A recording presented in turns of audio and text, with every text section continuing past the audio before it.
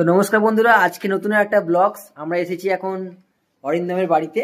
তো অরিন্দমের বাড়িতে মূলত আসার কারণ আছে। প্রথমত বলে দিই কারা কারা আছে। আমি তো আছি, সাথেই অরিন্দম আছে, ওই দেখো পাশে প্রবীরদা আছে, আর এইদিকে আমি ঘোরাবো আমাদের সবার প্রিয় শুভঙ্কর দা আছে, আর এইদিকে সৌরভ আছে। ঠিক আছে, তো আমাদের আজকে খাওয়া দাওয়া।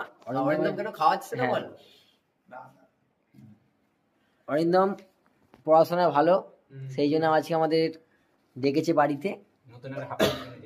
হ্যাঁ, এই যে দেখতে পাচ্ছেন হাফ প্যান্ট পরেছে, ওই হাফ প্যান্টটা কিনেছে, খুব শিগগিরই কিনেছে। আর প্রথমত অরিন্দম আমাদের ডেকে খাওয়াচ্ছে।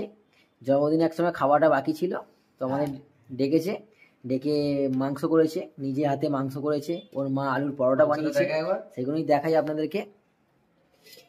এই মাংসটা অরিন্দম করেছে নিজে হাতে, দেশি মুরগির মাংস আছে।